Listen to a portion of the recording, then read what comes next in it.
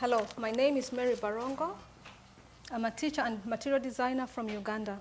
I came with my husband, Oliver. Hi, I'm Oliver, son of a German artisan family in the 6th generation, and I'm here with my better half. We are reimagining one of the world's oldest textiles, and that is bark cloth, an agroforestry textile made from tree bark. Sorry.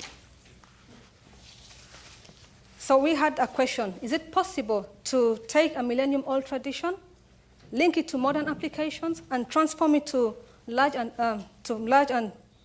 mass markets? And over the years, we found out that it is true, it is possible. So over the last 10 years, we've built a self-sustainable business which just does this. Sorry, I mix at times German and English, okay. So over the last 10 years, we have built a self-sustainable business which does just this.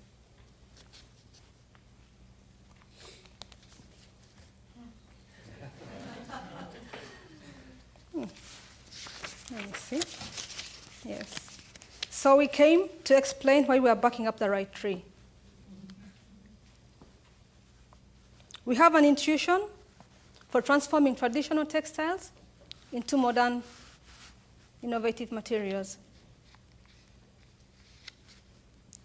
Our company, Barkcloth, was founded in 1999. We are based in Uganda and Germany.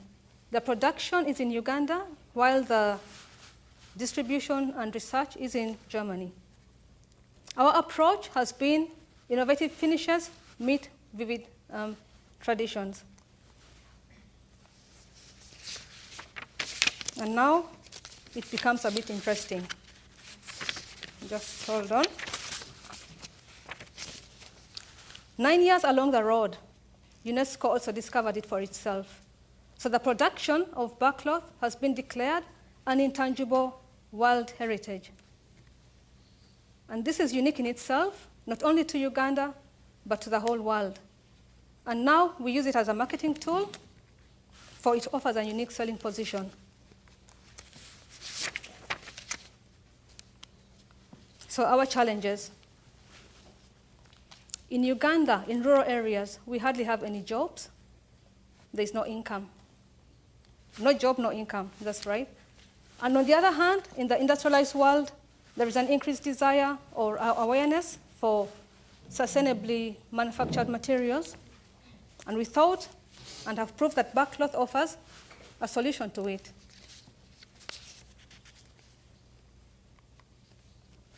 That's textiles that grow on trees.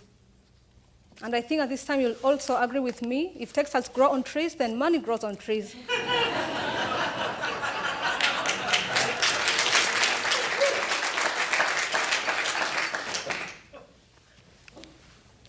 So I'll explain shortly how the barkcloth is produced. And what's good about it is that the trees are not cut down, but they remain, and every other year they can give us another of their covering. So here we see how the bark is stripped off. It goes up there, and then after it has all been removed, it's boiled quite shortly, and then beaten with a mitten, there it is, a wooden mallet, it becomes thinner, bigger, and softer. So that's how the production is made. And at the end of the story, we have such a big piece. It's all one piece, and every piece is always unique. Unique, just as the trees are, and unique, just like you and me. Well, that was about barkcloth production. Let's come to Barktex. We thought we need to give it more functionality and might need to add more aesthetics. So these are some of our workers designing a wall covering for a hotel lobby. We have metallized it, or we have polymers to optimize the abrasion behavior. We can harden it out, so to make cases. Some of the applications you see, they are already in the market, others are not. They are cutting-edge developments. This is a divan made from only paper and barkcloth. It's biodegradable. This is a good example for to bring a handmade, one-of-a-kind product, since each piece is a little bit different, and to put it into an industrial serial product. So each door of these are different. It's pressed into high-pressure laminates. And so, well, it's a serial product, but each one is one of a kind. Wall covering, so also adding other materials like here, this gold leaf. On the left side is the one finish, we call it Barktex No Buffalo. It reaches now up to 60,000 cycles. It's not yet in the market. It shall become an upholstery material. And the other is, well, in a concept car of Porsche. Well, the results. In rural Uganda, there are jobs for the workers we employ. These are women, craftswomen, who have now jobs. And farmers, we get, from farmers, we get the bark cloth, so they have their income now. But another very important aspect is the tree it comes from, the Ficus natalensis, is an amazing tree with about 12 uses, different uses. So one only is the bark cloth. Another very important use is where Ficus natalensis grows, there is a higher yield of other food crops. It's usually growing in mixed crops farms. So it's a contribution to food security in Uganda, where the population is growing quickly.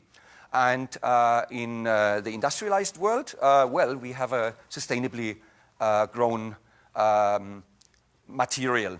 By the way, the trees, they produce the bark every year again. It's a very fast-growing tree. It needs only 3 years to grow, and then gives bark every year.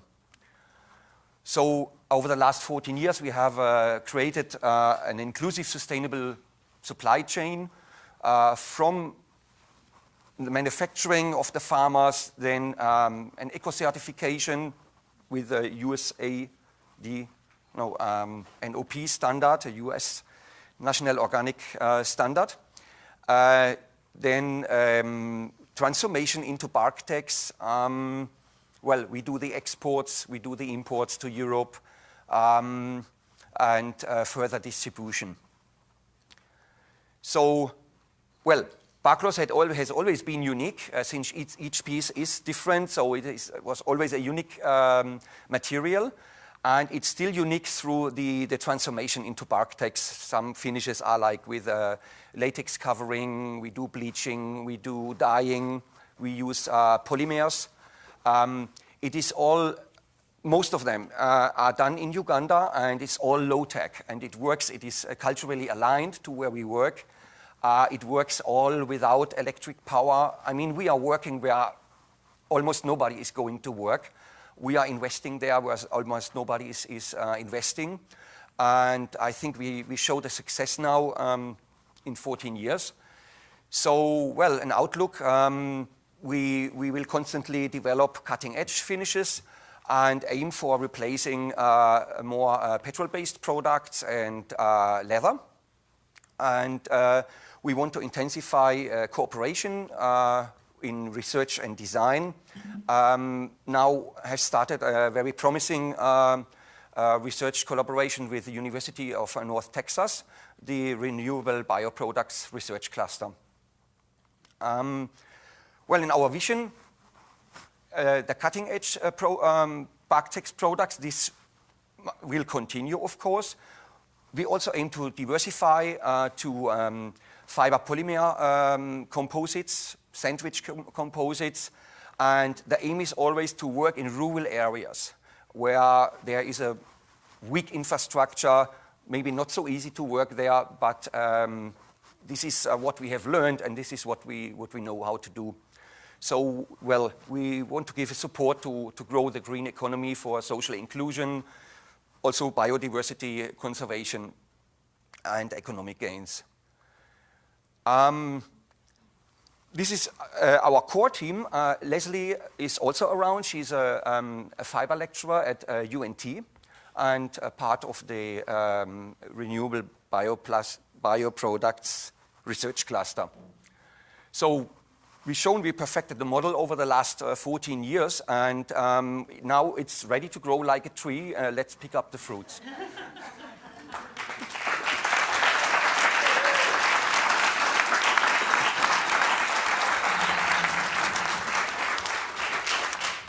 Excellent. Thank you very much. A couple questions.